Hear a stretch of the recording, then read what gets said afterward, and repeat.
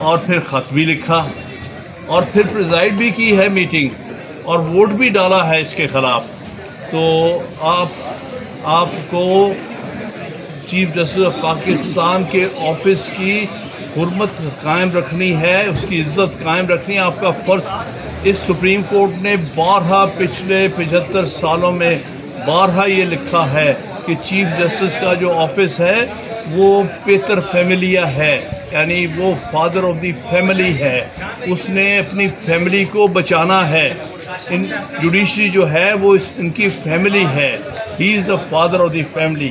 اور اگر یہ اپنی فیملی کو نہیں بچا سکتے، اگر یہ جوڈیشل سائڈ پہ یہ آرڈر سیٹ اسائڈ نہیں کرتے جس کے خلاف انہوں نے خود اپنا ایگزیکٹو سائڈ پر آرڈر ایگزیکٹو سائڈ پہ ووٹ ڈالا ہے، تو پھر میں سمجھتا ہوں وہ اپنے عہدے کی حرمت قائم نہیں رکھ سکتے.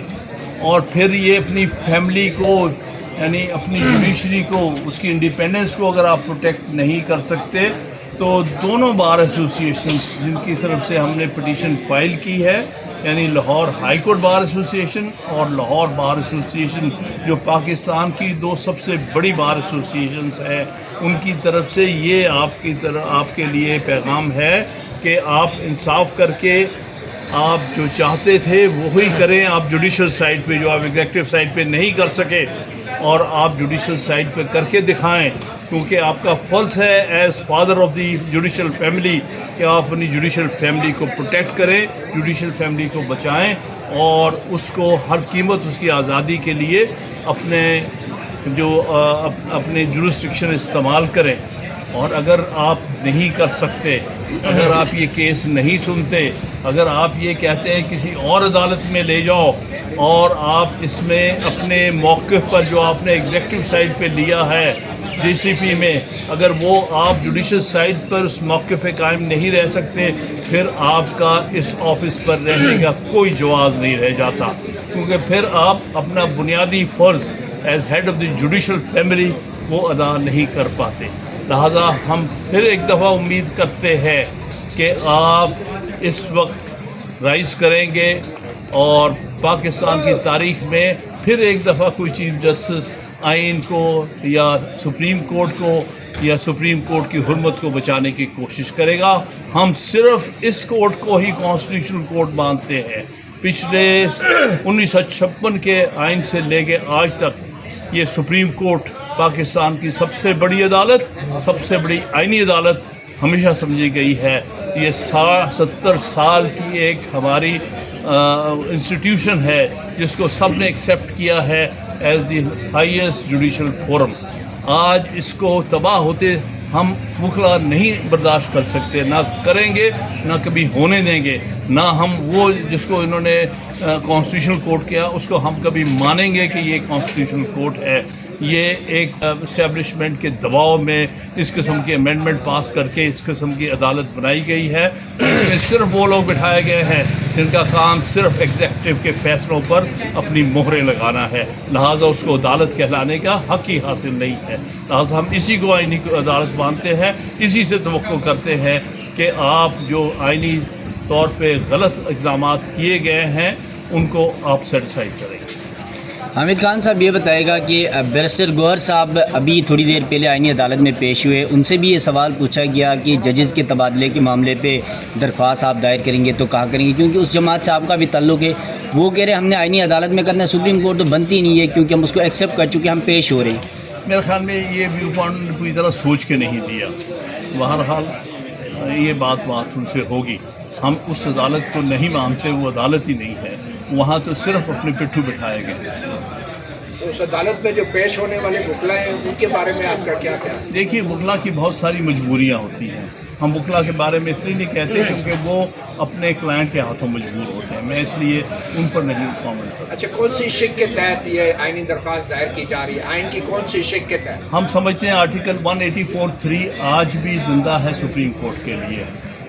ہم نے آرٹیکل 184(3) کی جو ترمیم کی گئی ہے جس سے سپریم کورٹ کی جورسڈکشن لے کے دوسری عدالت کو دی گئی ہے، اس کو بھی اس پٹیشن میں چیلنج کیا ہے اور کہا ہے کہ آپ ڈکلیئر کریں کہ یہ آرٹیکل 184(3) کی جو امینڈمنٹ ہوئی ہے 27ویں ترمیم کے تحت، یہ غیر آئینی ہے، بنیادی اسٹرکچر کے خلاف۔ سر اس سارے معاملے میں ریاست کا کیا موقف ہے؟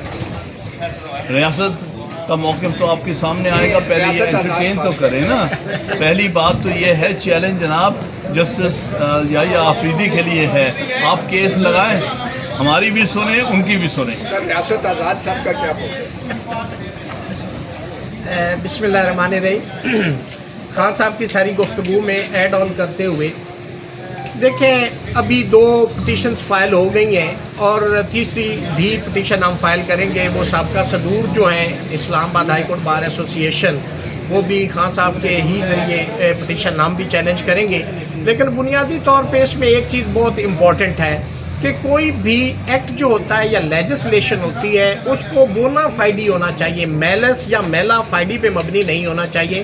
تو اپرنٹلی آپ اگر آرٹیکل 200 کو دیکھیں تو اس پہ ایک انڈیا کی ججمنٹ ہے AIR 1994 کہ یہ جو آرٹیکل پہلے کنسنٹ اس میں لفظ تھا، اب 27ویں ترمیم میں اس کو ختم کر دیا گیا۔ اس کا پرپز کیا ہے، اس کی ریزنز کیا ہے کہ جی آپ نے اگر کسی جج کو ایک ہائی کورٹ سے دوسری ہائی کورٹ میں اگر آپ نے ٹرانسفر کرنا ہے تو اس کی ریزنز دینی ہے، جسٹیفیکیشنز دینی ہے۔ مثلا ایک ہائی کورٹ میں ٹیکس کے 2 اسپیشلسٹ جج تھے، DB میں بیٹھے، انہوں نے فیصلہ کیا، ڈائسنٹ آ گیا، تیسرا ریفری جج کی ضرورت پڑتی ہے، تو بونا فائڈی کسی دوسری ہائی کورٹ سے دوسری ہائی کورٹ میں اس کو ٹرانسفر کیا جا سکتا ہے۔ لیکن یہ تو اپرنٹلی آپ کو نظر آ رہا ہے بدنیتی میلا فائڈی کہ آپ نے بلک آف ججز اور اسلام آباد ہائی کورٹ کے ججز، وہ غیور، وہ آزاد منش ججز جنہوں نے خط لکھا اور کہا کہ انٹرفیرنس ہوتی ہے، وہ غیور ججز اور وہ آزاد منش ججز جنہوں نے کسی بھی انلیگل کام کے آگے ہاں نہیں کی، یہ ان کا گناہ ہے۔ انہوں نے ڈوگر کی سینئرٹی کو چیلنج کیا۔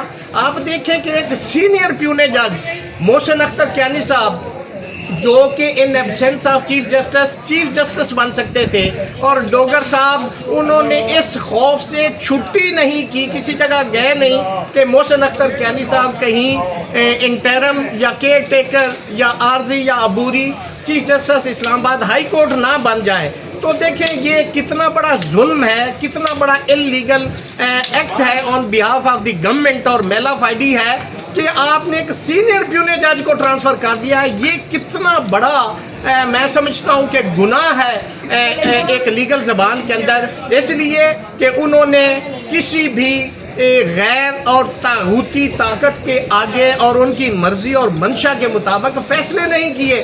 وہ صرف اتنا سا کہہ دیتے، انہوں نے بڑا کمپیل کیا، ان کے خلاف ریفرنس بنائے ججز کے خلاف کہ آپ ہاں کر دیں۔ وہ جو ہے نا ایک نکی جی ہاں، انہوں نے نکی جی ہاں بھی نہیں کی، اور یہ ان کا گناہ تھا کہ آج تمام ججز کو یہاں سے ٹرانسفر کر دیا گیا۔ اور اسلام آباد ہائی کورٹ کا آج حالت آپ دیکھیں، ہماری تو ہمیشہ منشا رہی، خان صاحب کی قیادت میں ہم نے 2007 سے جو تحریک شروع ہوئی، ہم تو اس میں بھی آزاد عدلیہ کی ڈیمانڈ کرتے رہے۔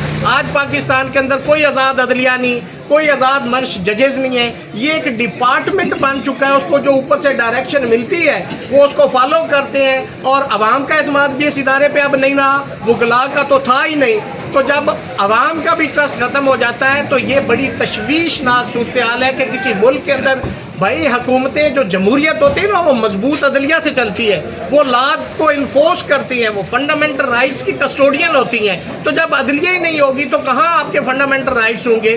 جو چیپٹر آئین کے اندر دیا گیا آرٹیکل 8 سے 28 اس کی کون امپلیمنٹیشن کروائے گا؟ تو میں سمجھتا ہوں کہ یہ ساری کی ساری جتنی ٹرانسفر اور پوسٹنگ ہوئی ہے وہ ان ججز کو سبق سکھانے کے لیے، یہ بھی تاریخ کا ایک آپ نے دیکھا پہلو کہ ایک خط لکھا ججز صاحبان نے اور اس خط کی وجہ سے آئین کو بدل دیا گیا۔ یہ پاکستان کی تاریخ میں پہلی دفعہ ہوا ہے کہ آپ نے ان ججز کو اٹھا کے پھینک دیا ہے۔